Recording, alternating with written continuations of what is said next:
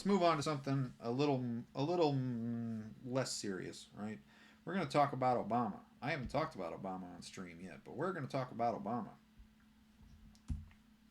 So, Mr. Obama has been making the rounds because, despite the fact that his presidency was fairly milquetoast, he didn't do a whole lot. Got a couple of things through, but the things he did get through were half measures at best. So, not a particularly inspiring policy legacy Obama has, but god damn, this guy's good at politics. He is a fantastic politician. I have said that for years. That Obama is smooth with the way he talks. And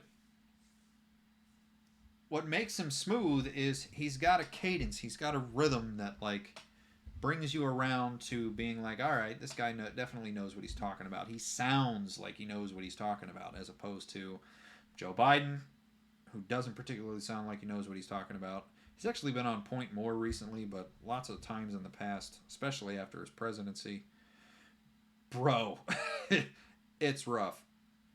And then you look at Trump, and you look at Bush Jr., and it's like, man, these guys barely string sentences together without reading a teleprompter, and it's rough.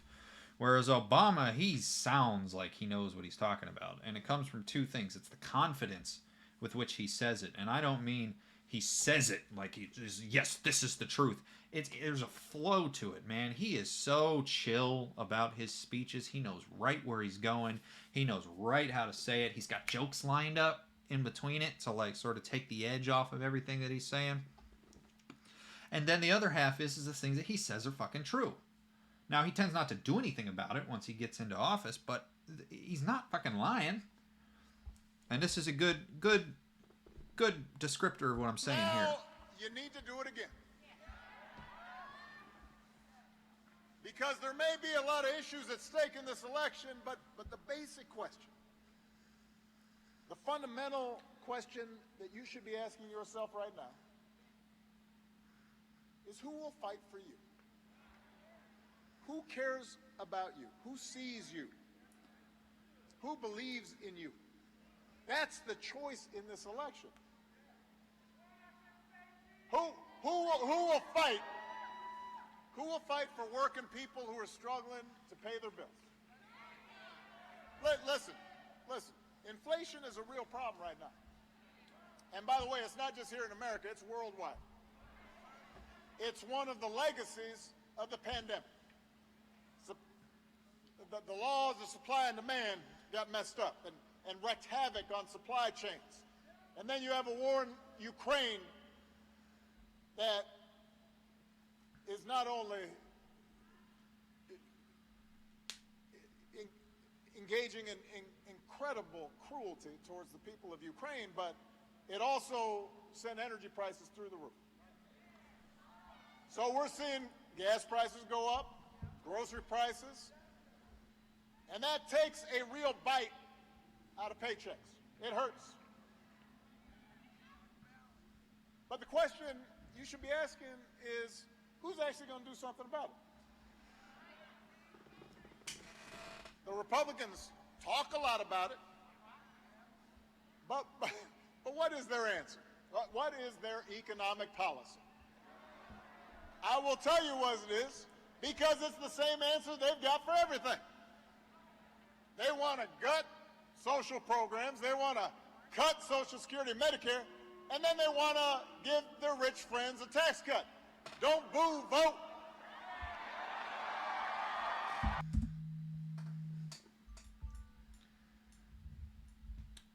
I pause that because I want to bring up something. I see a lot of people that don't like Obama has a catchphrases, don't boo, vote. He says it a lot when he hears people booing. I hear a lot of people complain about him saying that. I don't actually mind it. I think it's fine personally. It might be a little bit cringe, but like again, he's not wrong.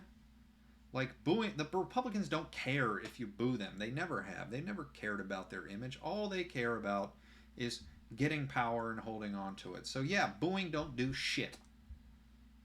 So go vote. You know, it's a little cringe, I'll grant that, but I've seen quite a few people complain that he keeps saying "Don't boo, vote," but like it's a good message. You know, it's told in a very sort of old man boomer kind of way, but it's a good message.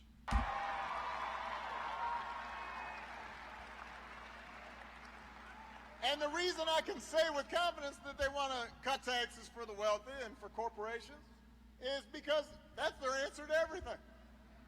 When inflation is low, let's cut taxes. When unemployment's high, got to cut taxes. If there was an asteroid heading towards Earth, they would all get in a room and they'd say, you know what we need? We need tax cuts for the wealthy. That's going to solve it. Now, that's a perfect encapsulation of what makes Obama such a good politician. Like, nothing he said there is wrong. He left out all the corporate, profit or price gouging that's been going on. But he's not wrong. Like, supply chains did get disrupted. The war in Ukraine did spike energy prices. All that stuff is true. And he also rightly diagnoses the problem with voting for the Republicans in a situation like this, which is like, what all they want to do is cut taxes, and they don't want to cut taxes for you; they want to cut taxes for the rich, which is just crazy. It's just nuts that is their answer to literally everything. Because anybody who knows anything about economic policy at all. And I'm not saying that this is the best way to do things, I'm just saying how it works, right? Is when things are good, you're supposed to raise taxes. Because when things are good and you keep letting the money in the economy generate outsized returns over and over and over again, you end up with what they call an overheated economy. Because you have let too much money into the system, and money and capital begets more capital in a capitalist system. So money, which in this term I'm calling capital, even though technically it's not capital in capitalist theory, but roll with me. Capital begets more capital in the system that we have. So the people with money can spend money to make more money, and then they can spend that money to make more money. But every time they make money, there has to be money created somewhere in the system to get them the money, and it gets created through debt. So when the economy is good, it behooves people to take on more debt so that way they can try to make more money on it. Think about a really easy one is a landlord buying a house, right? You take out debt on that house. House might cost you $200,000, and it might run you, say, $1,700 a month, when interest rates are low, right? But you can make, in theory, $2,500. Well, let's say I'm using duplex, like if you have 2 units in a house. But let's say you make like $2,500 off of your house a month. Then the debt load that you took on, that $200,000, doesn't fucking matter. Because even though you're $200,000 in debt, that debt only cost you $1,500, $1,700 a month, and you're making $2,500. So who cares what your payment is? You're making money on top of what you owe on the payment, right? And that's how the debt system creates wealth. There's multiple steps in the chain leading up to that landlord getting that rent, where people can profit and make some money all along there. The problem is as the debt builds and builds and builds, and people start making more and more and more money, things get more and more and more expensive. And eventually, whatever system is currently inflated due to the debt crisis, or the accumulation of debt, it crashes. This is what happened in 2008. It's what happened during the Depression. It's what happened in the 70s with the oil crisis. To a lesser extent, it was also supply chain issues back then too. But yeah, back then, the dot-com bubble. Currently, what's going on now with the stock market, because COVID inflated the stock market because of all the quantitative easing. So like, when things are good, cutting taxes is not the answer, because if there's too much money floating around in the system, you need to take it out somehow. So how do you take it out? Taxes. So every country that manages their stuff well raises taxes, or finds another source of revenue. It doesn't have to be taxes. You know, you can you can you can leave the income tax alone, but then like spike property tax or something. Like there's a million different ways you can generate revenue for government. But the point is when things are good, you need to figure out how to generate more revenue for the government to try to slow that debt bubble growth. Because the faster the debt bubble grows and the harder it crashes, the worse off people will be. And then when things are bad, when you're in the crash of the debt bubble, you need to loosen up taxes. You need to start spending some money. You need to start using the power of the government's purse to ease the crash upon normal Americans. But I'll tell you who doesn't need the help is the freaking rich people. But the rich people are who the Republicans keep wanting to give tax cuts to. So Obama's not wrong in this. He's identified the problem correctly, which is like Republicans see an issue, cut taxes for the rich. And the spread is nuts. Like everybody, all the Republicans I talk to give Trump credit for cutting taxes, except the lowest tax bracket under his tax plan got like a $150 a year tax cut, whereas the top tax bracket got $160,000 or something. So like that's not a fair get. I don't care what random percentage bullshit numbers you throw out there. Like giving normal people who make $20,000 a year $150 a year in tax cuts, and giving some guy who's got 14 cars and a private jet $160,000 so he can then go buy another car. Like, go suck it, basically. And this is the brilliance of Obama as a politician. Is like when he was in office, he didn't do shit. Not a goddamn thing about the Republicans and their incessant desire to constantly cut taxes. The only thing that he did was stop them from cutting taxes in his second term or his all through his presidency. Once he got his Obamacare passed, and then the Republicans just gridlocked everything after that. The only thing he did do was stop them from cutting taxes, but he didn't actually set any policy. He didn't, when he had the power, when he first got into office, he didn't take any bold strokes because he could have. He had a supermajority. I mean, he had a filibuster-proof majority in the Senate, and he had a majority in the House. He could have done whatever the hell he wanted if he would have just taken that political power that he has. I mean, the guy is brilliant with his political power, and just wielded it a little bit harder. Preferably a lot of bit harder, but a little bit harder at least. He could have whipped some people into shape.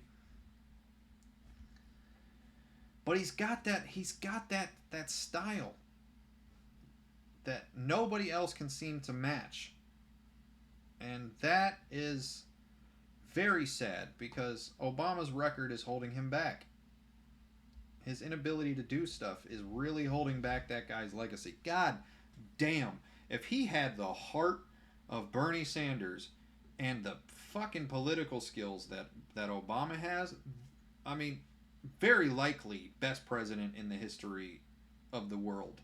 As far as like, hey, what's up? What's your question? But very likely the best president in modern history. If he would have had that heart, and he just doesn't, and it sucks. But God, I wish some of the Democrats that do have that heart, Ro Khanna or AOC or Ilhan Omar, Bernie Sanders. I identify as a progressive, and I guess you could say I caucus mostly with the Democrats, but honestly the party annoys me. It's just at the moment the Republicans are like existentially bad, so by nature of politics in the United States you go to the party that isn't existentially bad, and that would be the Democrats. Progressive basically. Leaning heavily towards sympathizing with socialism, but I don't think I go quite that far yet. I think there's a lot of good things about the modern monetary system that I haven't heard a good argument about how socialism would address the positives. N- uh, Not in the way that it is right now. I don't think the single owner private capitalist system that we have right now is particularly effective long term.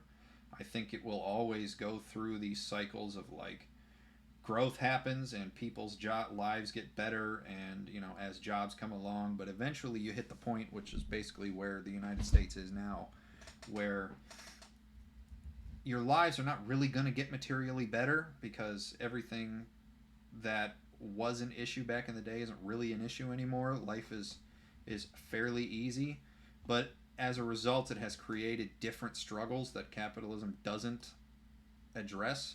So I don't have to worry about finding food, but I do have to worry about eating bad food.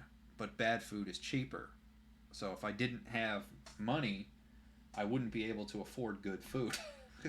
And I think that that's fucked up. I think that the we're at the precipice of moving on to the next stage in human development, and I think a mixed socialist system would probably be the best way to go.